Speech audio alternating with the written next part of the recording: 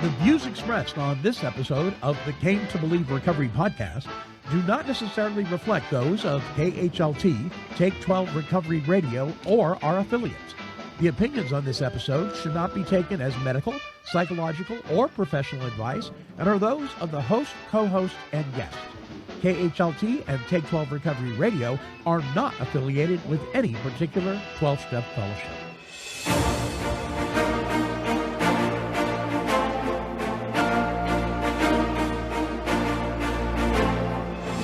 Well, greetings, my friends. I am the Monty Man from Take 12 Recovery Radio, and this is the Came to Believe Recovery Podcast. And now, here are your Came to Believe Recovery podcasting broadcasters to launch us forth on this week's show.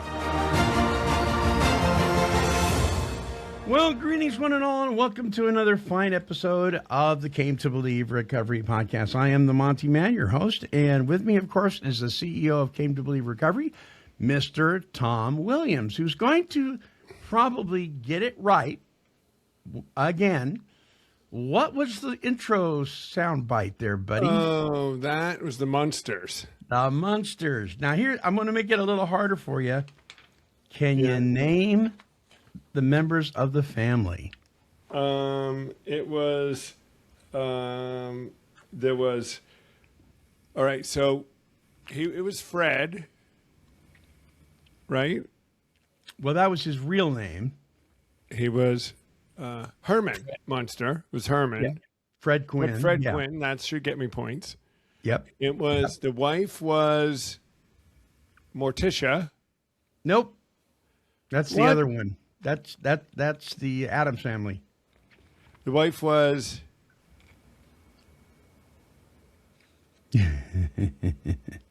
she was played by Yvonne De Carlo. Her name was Lily. Lily, I was just about to say it. And then the son was the uncle was Uncle Fester.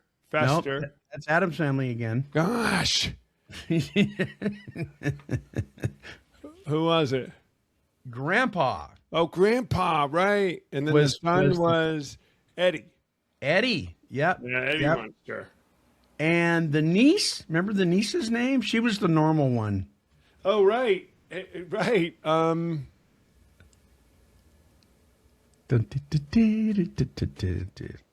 Marilyn. Marilyn was Marilyn. Yeah. Yeah. Do you remember the name of the pet dragon that lived under the stairs? You never saw him. You only heard him. Spot? Spot. That's right. And they had a pet cat who was actually a lion. You never saw him either. Remember what it was named? Think about it. Kitty. Right. Kitty. Oh.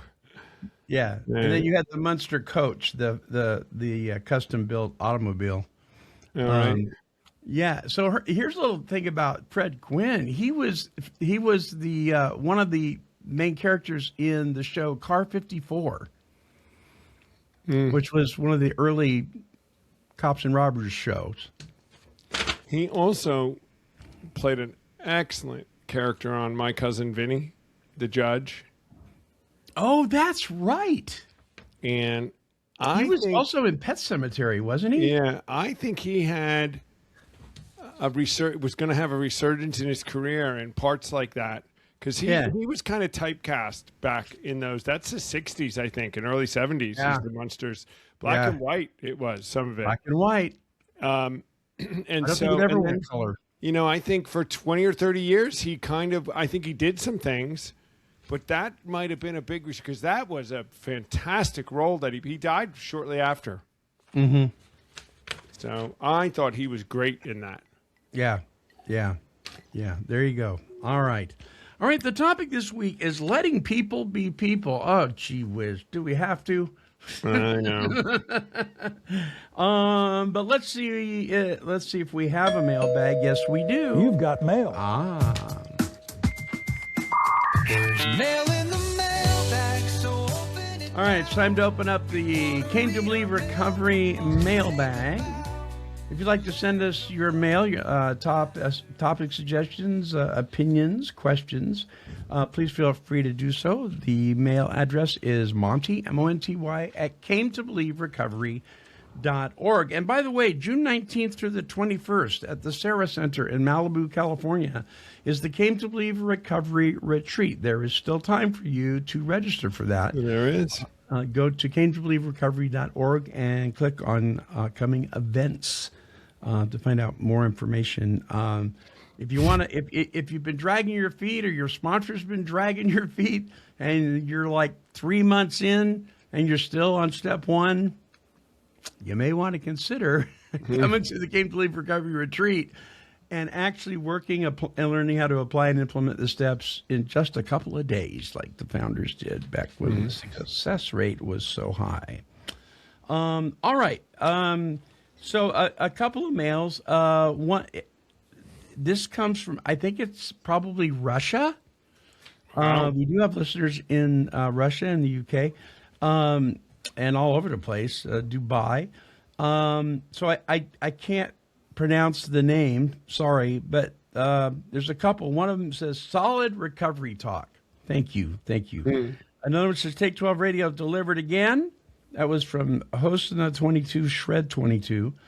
And then another one that I cannot pronounce says, how does discipline, because our topic last week was finding freedom in discipline, how does discipline fit into the 12 steps? What say you, Tom? Well, I mean, it's the rule of life. It's living in the go. Discipline, our pathway to creating new habits and rhythms of life and routine that require us to be accountable and responsible. Yeah. Fits right into how we have to live now in our recovery. There really is no discipline if you think doing the steps is just reading them on the wall every time you go to a meeting. Right. I mean, a discipline is doing something. I remember I had that definition. I found that definition in the book, and it was close to what I said it was last week. Is you're hoping to be able to do something else that you can't do right now, or you're hoping to move your life to a different point, and it requires you to take some action that you can take that'll lead you to take action that you can't take right now, but you want to be able to take. And that's growing. I mean, if you want to grow. So, and it's a discipline because there's a commitment to saying, I have to have patience. I have to do A, B before I get to D, E, and F, because that's how it goes. I have to climb the ladder. Right. And so it fits totally into recovery. We teach you steps 1 through 9, at least it Came to Believe Recovery Founders Program, which give you tools that you then have to get good at. And getting good at it means you got to practice with them, you got to develop habits with them, you got to develop routines, and get good at using them, and then you get the results. And the results are ever increasing. The way you're building with the 12 tools the first week and the way you are after your first year won't be the same. Yes. As long as you're using them consistently. Yeah. So that's my answer. Yeah. What say you? Good. Well, yeah, again, to be a disciplined person means to literally, that's where we get the word disciple or student, right? Mm-hmm. We're students of the 12 steps. We're students of a lot of things. We're students of the gospel. We're students of, if you're taking a course in aviation. But imagine this. You go into ground school to take a course in aviation to get your pilot's license, and you listen to the teacher read from the aviator's manual, right? And you never do any of the things in the manual. You just read it. And then you go out and try to fly the plane. Yeah. You're not going to get anywhere, right? Can you imagine that? Why won't the plane take off? Or why can't I land it? Oh, no. Right. Right. So it requires, to be I read about landing it, but I've never landed it. I listened to it. Right. In fact, here's a sad truth. When I was in college, I had to take psychology was one of the required courses to get my degree in crisis counseling, right? I had to take psychology 3 times. You know why? Because I kept trying to pass the final by just sitting in the class listening to the teacher and not studying and not disciplining myself, being a student of. To be a student of something isn't just to listen to the instructor. It's to apply and implement what he's teaching. Yeah. And there's a lot of times, a lot of material in college courses, especially that are not, they're meant you to learn it from reading and studying, not from the lecture. Exactly. So you're going to miss a third of everything you need to know. Yeah. By not doing all the parts of it. Yeah. You were a real brain surgeon there, huh? Oh my gosh. Yeah. If I talked your way, huh?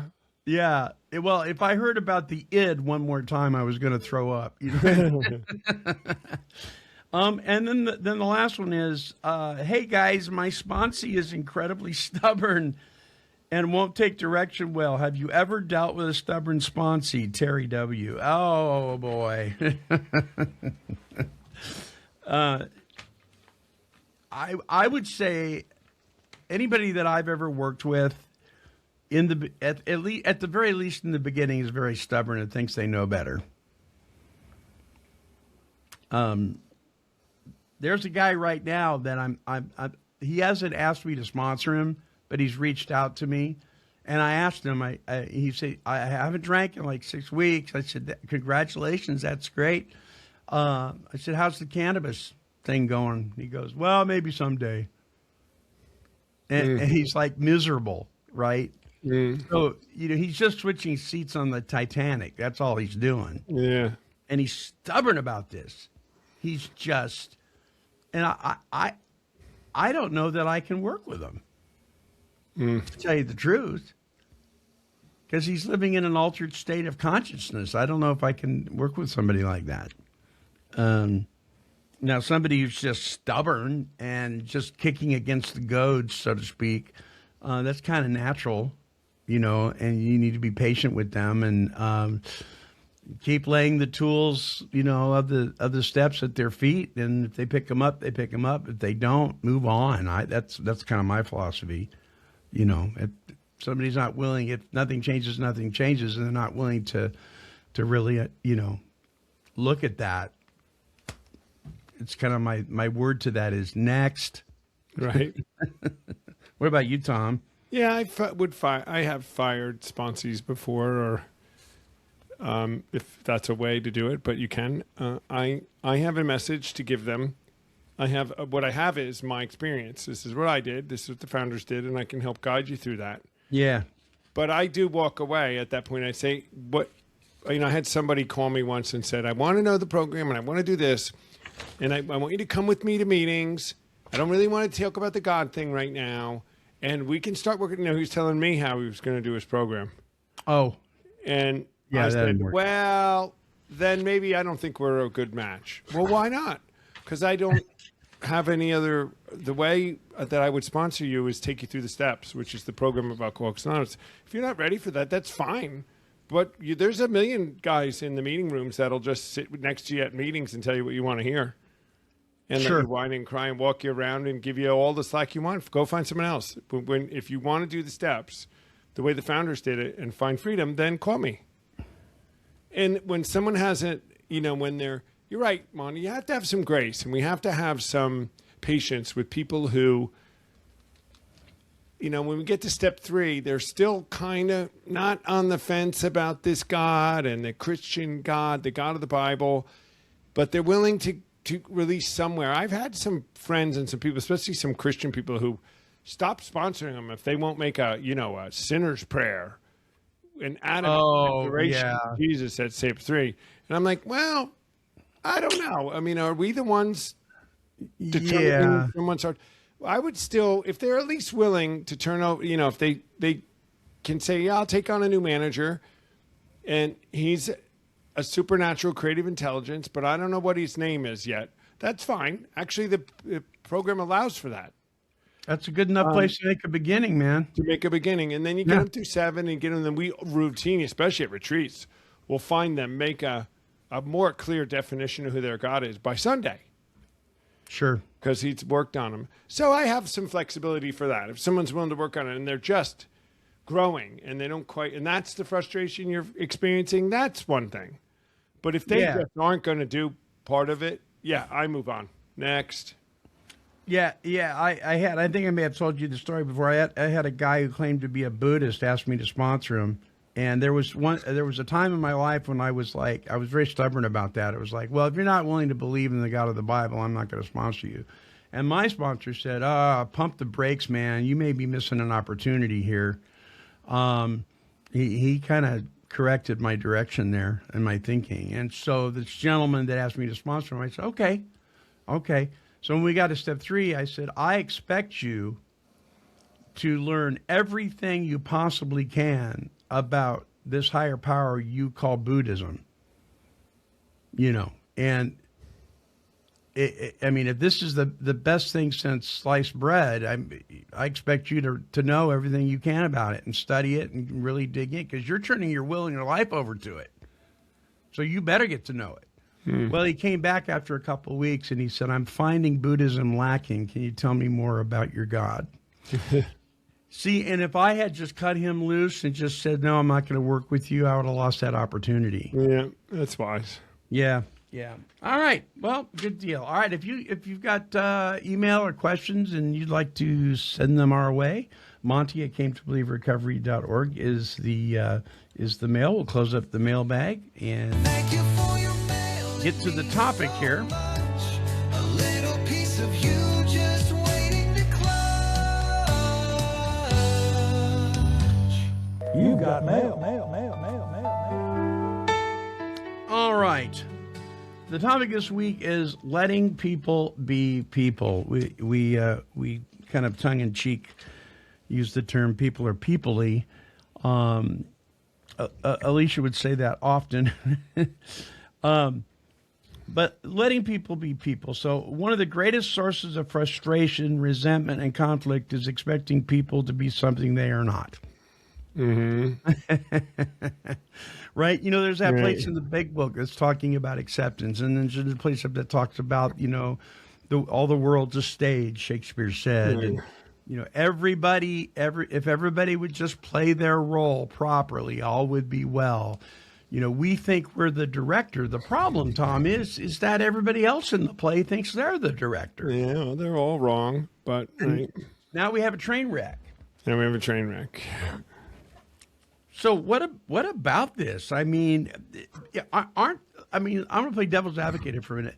Aren't there certain behaviors that are just absolutely unacceptable, and we cannot let people be people when it comes to them?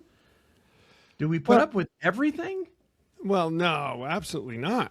That's part of what as we're growing and living in the go, especially if you've done a program like we have, is we are not doormats anymore, and we do not have to stand for disrespect or illegal activity or abuse at any level. So that's where the line would be drawn. When people are abusive or disrespectful, we certainly have a responsibility, I think, to stand up to that. And as we're growing in our recovery, we're going to have tools for that. And we're going to have better strategies for dealing with those people in our lives. And what we do find, though, Monty, and I would ask you if you find this in your life.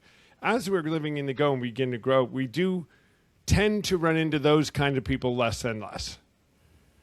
Because we just don't draw them into our lives, abusive people and disrespectful people. We aren't in those worlds. So you might deal with that at the beginning of recovery because you're still creating new social circles and things. And, that old idea that we can still be friends with all the same people. Some people think that, Monty, that they hope. And they find out quickly that they weren't their friends all of a sudden when they don't have money to lend them or want to go do drugs with them. But yes, of course, there's a limit. I think what happens, too, is we start seeing people through a different lens. Well, for sure. And so we see past some of their foibles, if you will. And see the person for who they really are, or who they could very well become, instead of being so judgmental.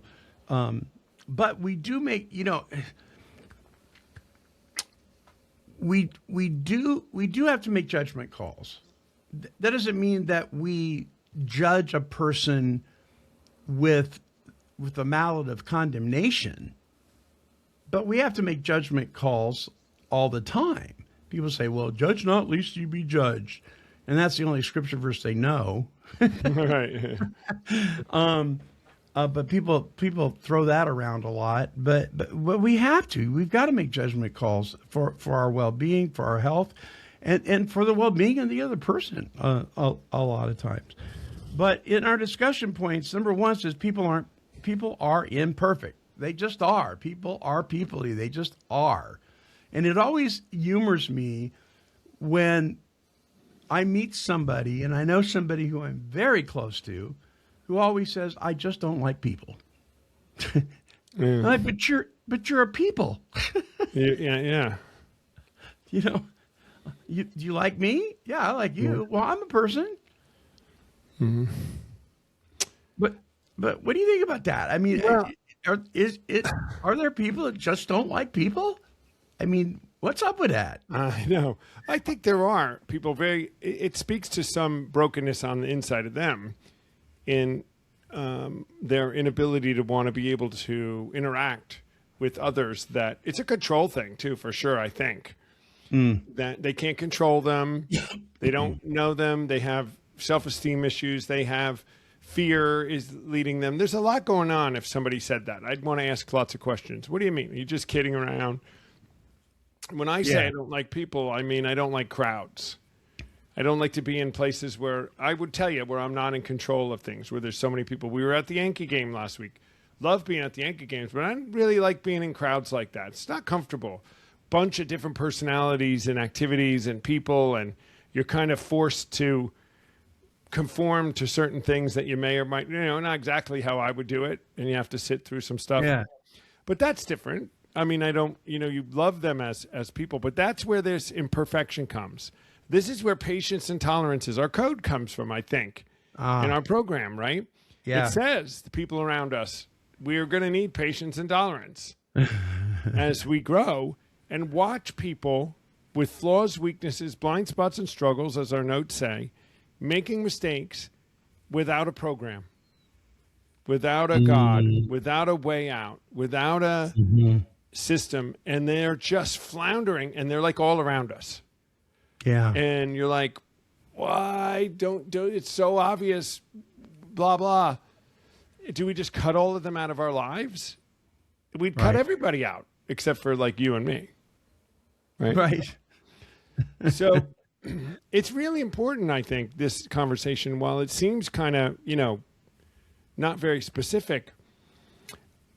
When we get into recovery, especially the recovery that is found, we go back into society where most people are not in this kind of recovery, or most people do not embrace the principles of life or the rule of life that we have. Mm-hmm. And so you're right away maybe feeling a little bit separate and right? Does that make sense? Yes.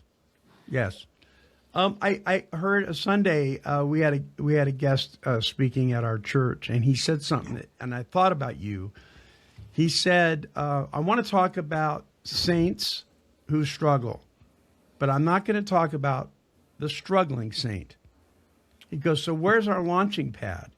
We are saints who struggle. We're not struggling saints. Right. We're saints first. This is our position.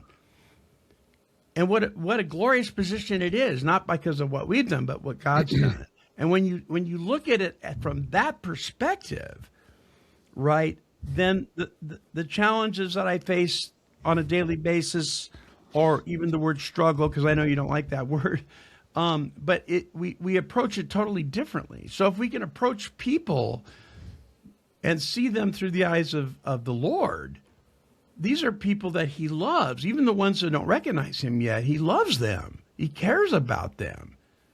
And if we can see them as people that God loves and is concerned about, who struggle in life, who are lost, who are floundering, as like you were saying, instead of floundering people, Right. Hey, right? Then I think that's helpful. I think too the same grace we want from others should be extended. I think we as addicts have a unique tool in our belts because we've done so much in many cases. And that, boy, if we were held accountable for everything we ever did, right, it would be a bad day. And didn't we want forgiveness? Didn't we want a second chance? Didn't we want to not be locked out of everything just because of some mistake that we made? So we tend, I think, to be more gracious towards others than many people. I'm more apt to say, well, yeah, that wasn't okay, but was it them and what'd they do about it? Are they sorry about it? Are they turning their corner? Have they done it since? I mean, let's give them a break. Are you okay? Like, who's casting the first stone kind of thing.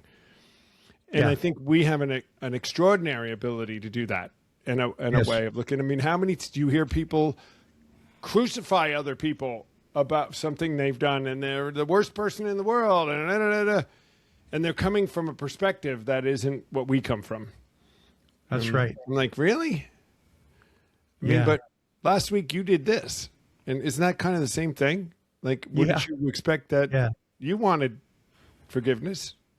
People that are forgiven, have been forgiven much, forgive much. Yeah, right. And then expectations here, very much source of disappointment when we think or expect people to do or act a certain way. There's freedom. I mean, I think the line of abuse and respect. Yes, those are expectations we should have. I do expect you to respect me and not to abuse me. And I will take action if that is the case. But beyond that, I got to hold it loosely, Monty, what I expect of other people. Yeah. And there's accountability when it's work and there's different things. But expectations are, what do they call them? Premeditated resentments? Sure. And I heard somebody say this and I thought, well, that's something to really think about. He said, it was in a meeting recently. He said, I don't think that expectations are wrong. It's how do we handle them when the other person doesn't fulfill them? That's right or wrong. Mm-hmm.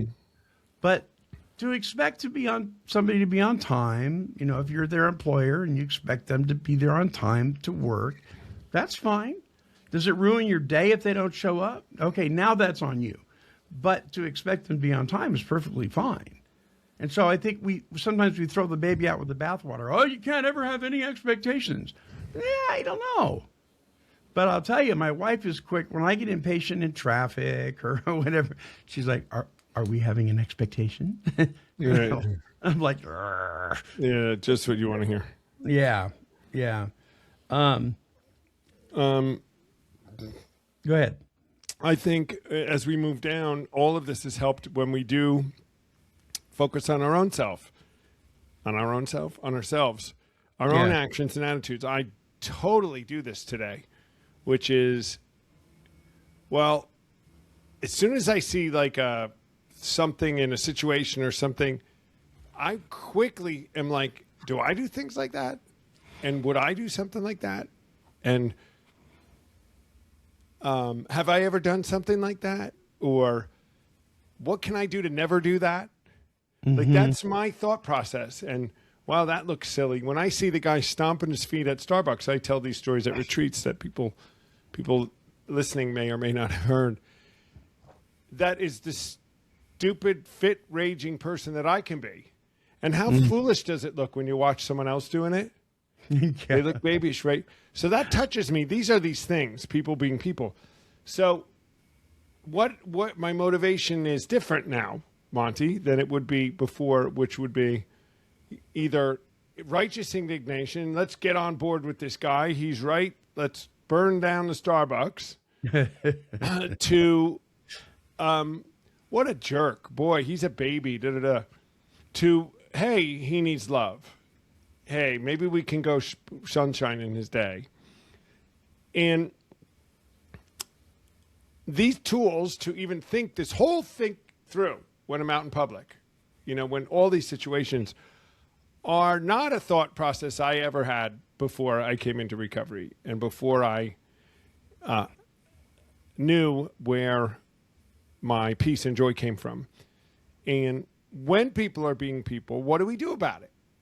Is something that I work on. And I'm not perfect at it by any means, but it's something I'm intentional about, Monty. I'm intentional about, letting people be people, but then is there any way that I can help the people be less people-y? I don't know. Yeah. So my daddy used to always say, if you're not part of the solution, you're part of the problem. Yeah, okay. Right. Mm-hmm. So whatever's about to come out of your mouth, if it isn't going to be helpful, if it's not going to be part of the solution, just zip it. And I love this part at the end on our other point that says people often carry burdens, fears, wounds, struggles that are invisible. We don't know what that person is going through or has been through today. It might be horrific. Right. What struggle is that person going through that we don't know about that's behind this? And would we have greater compassion if we knew? So maybe the guy's walking into Starbucks, his mother just died. His wife got cancer. Mm-hmm. The dog died. Lost his job. Right? How do we know what put him in that? And all we want to do is judge how cranky this person is. Wouldn't it be something to and I've had this happen to me. I've been like in the drive-through at a one of those horrible fast food processed food places. And I've been in the drive-through and I pulled up to pay and they said, "Oh, the car in front of you paid for it for you." Ever had that happen? I have not had that happen. It's a trip. I've had it happen a couple of times. I may have done it for somebody. Yeah. But what would happen? Let's do the Starbucks analogy. Okay. You're in Starbucks and the person in front of you, it's obvious that they are just not having a good day. And you just stepped up and said, "Hey, listen, buddy, I got it. I got your coffee. Just pay for it." Well, that is like me to do. That would be. Yes, it is like you to do. That is something that Tom would do. Yeah. I mean, how could that change the direction of their day? It may not do anything. It may totally change their entire perspective on their day. What if you're in a grocery store and you saw somebody struggling with maybe they're a single mom and they're just struggling with the two kids and you said, "You know what? I'd like to pay for your groceries today." If you were, can you imagine if people would just take a moment and maybe go just a little further than opening the door for the person? Go just a little further. It could change your perspective on people by doing that. I love that. I look for opportunities to do that, actually. I mean, sometimes I watch in grocery store and I see somebody like struggling with a check or it's something, the credit card doesn't go through and you're watching them working. I'm right ready to say, "I got it." And then it works or something. Yeah. The other because thing, they're feeling pressure because they know people are in line and they're fumbling around and I've been there. People that are broke and they can't. I don't know. Judge. My point would be, I'm going to buy you food and bless you. I don't know what happened with your money or why. Right. And I don't care. I'm not going to ask you questions. Why? You got to manage your money better, and then you'll da da da da. Well, Jesus never did that. He would pay them and then say, like he did to the woman who was getting stoned. Right. Sin no more. Is anybody judging you? Neither am I. But don't do that anymore. And I'm going to cover this for you, but go fix it. Fix whatever this is a blessing.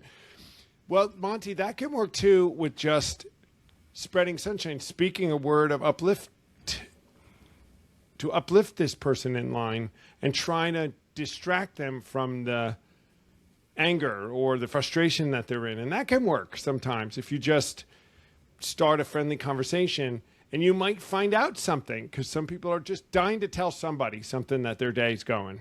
Yeah. And then you're able to maybe offer some encouraging words. Say, well, that's, I've often, it's tough, boy. I wish my whole day. And they realize they're not the only one with things. Mm-hmm. And sometimes they realize, wow, that was a silly thing. Often I'll do that with, and somebody actually challenged me the other day about this, and I took it to heart, that I'm often really good at sowing wonder, sunshine in people that work places. Yes, you do. But not as much with the people all around me sometimes. And I'm like, I don't know if that's totally true. But a couple of examples where why in this case, are you not like that? But then when we're at Starbucks, you're making it a point. I'm like, why am I like that? Is it easier to be kind and friendly and lend a hand to a stranger than it is to people that you know and work with? It may be part of it. And this is wrong too. My justification was I don't know. I just didn't have the energy for it. Sometimes, and that's just the truth. Why, when we were out such a place and we were with all these people, were you not this proactive in your conversation as you were just today at Starbucks with all these people? Oh, wow. You're right. I should have been. But when I think back, I was tired. I really didn't want to be there. I was just looking to go home. And I really wasn't, if you're honest, I didn't want to talk to those people. I just didn't want any conversations. Not because they don't care. I just, and I don't know if that's okay or not. I needed someone to blow sunshine to me those days. But I will often spark up a conversation with somebody when you can clearly see them doing a job that they're just doing a job. And I'll tell you, I passed a great opportunity today. I had just because we're talking about people being people, they got to let us be us too, right? Because we're the people, like you said. We're people, yeah. I went in to have some preoperative testing before my surgery on Monday, which I would love for prayers and just an agreement that this will go perfectly. This cervical spine surgery I'm having on Monday, quite extensive. So I go in, and they were late.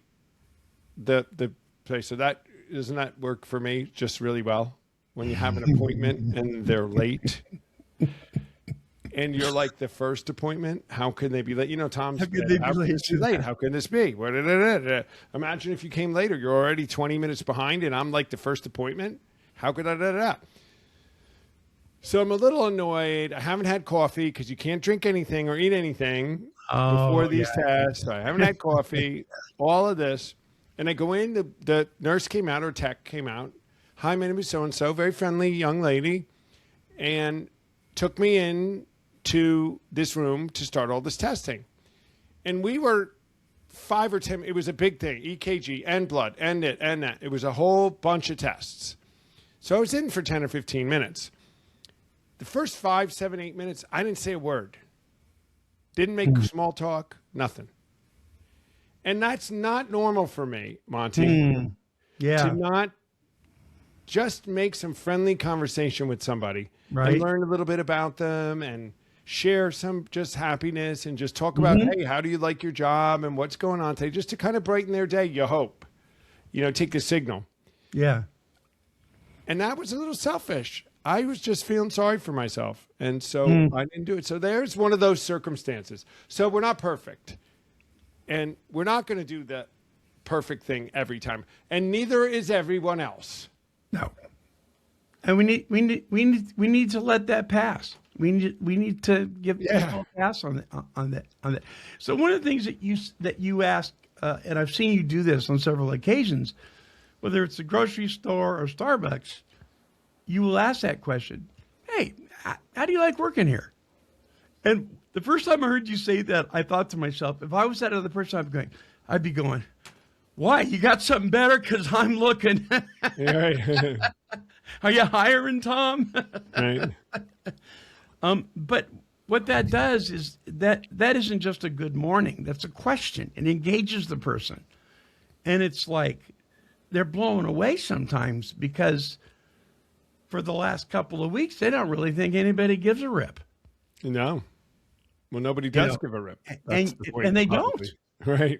But you're asking a question, and it is obvious that you would like an answer. It's not just something where you're just saying, "Hey, good morning, how you doing?" What do you call that? It's in the way you say it. It's inviting. It's inviting. It's like I'm being invited to talk to this person.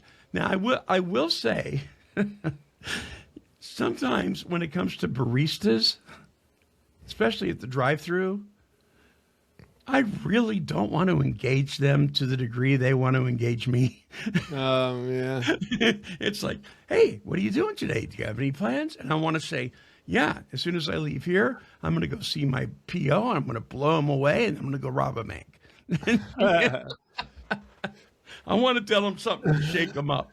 And all they're trying to do, because they've been coached, this is how you treat people. You're welcoming to them. You talk to them. You want to engage with them. People appreciate that. But you know what? Sometimes people don't. And sometimes I'm that person. I just give me my coffee and let me be on my way. I know. Well, that's how I am sometimes too. And yep. I'm Mr. Grumpy Pants, because I haven't had my coffee yet.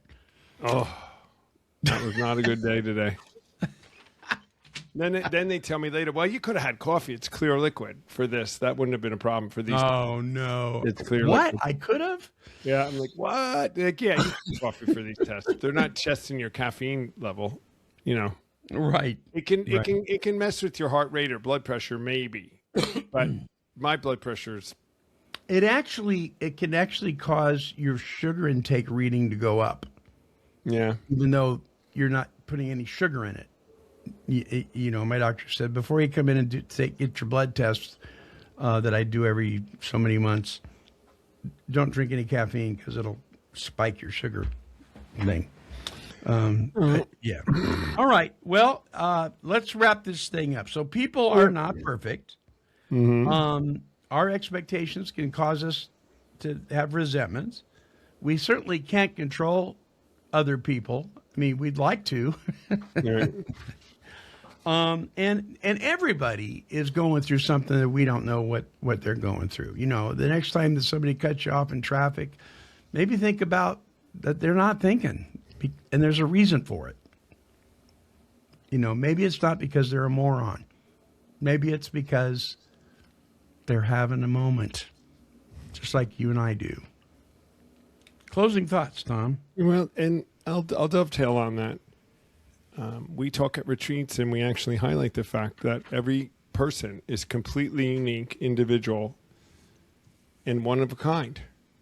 And so they come with completely unique, individual, one of a kind identities and personalities. And that in itself would lend to potentially some conflict, or at least some diversity, if you want to use that word for it, that everybody is going to be different, and everybody's going to have slightly a different opinion, and everybody's going to deal with things slightly differently.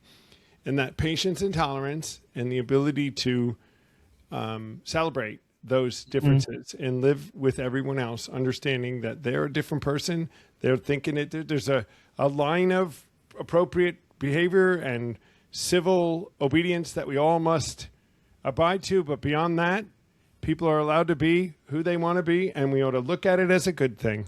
Let's let people be who they want to be and enjoy each other's company. Yeah. Amen. Amen. Right on. Good word. All right. Listen, don't forget, if you'd like to come to the retreat, go to CameToBelieveRecovery.org, click on upcoming events to register for the Came to Believe Recovery Retreat in Malibu in later on this month. And if you've enjoyed this podcast, we ask that you hit the like button, share, and subscribe. All right, our closing song, kind of reflecting on last week, Tom Williams' favorite Christian song. This song is called No Longer Slaves. Oh. It's written by Jonathan Nelson, Joel Case, and Brian Johnson. Here's No Longer Slaves as we close out this episode of the Came to Believe Recovery Podcast.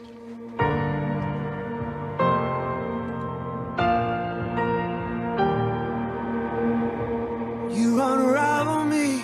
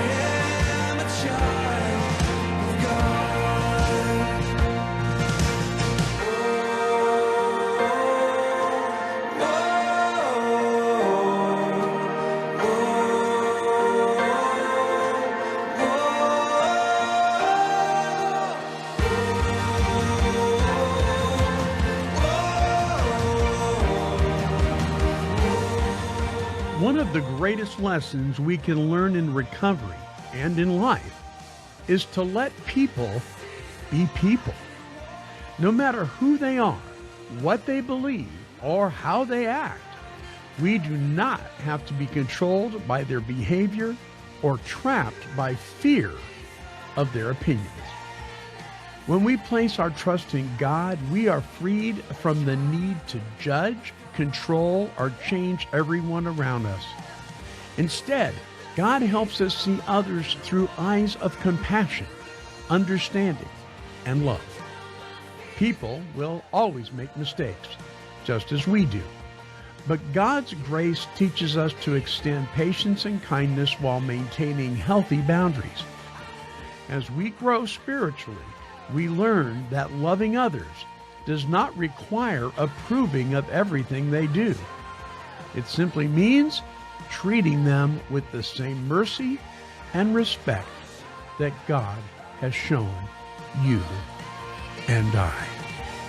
And that is something to think about.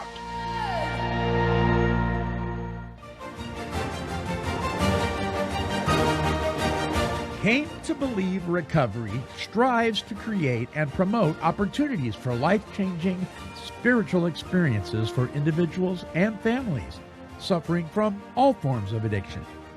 For more information, help, and support, visit cametobelieverecovery.org. I'd like to thank you for allowing me to be your host on this episode of the Came to Believe Recovery podcast. And I would encourage you to like, bookmark, and subscribe to this show. When you do, you will join the Take 12 Recovery Radio family and will be notified of all of our recovery-focused shows throughout the week. Until our next broadcast, when we provide the essential spiritual tools needed to thrive by sharing our experience, our strength, and our hope through our stories of how we came to believe. This has been a production of Take 12 Recovery Radio. Yeah, kitty, kitty, kitty. Meow. Woof, woof. This has been a Chicken and a Pig production.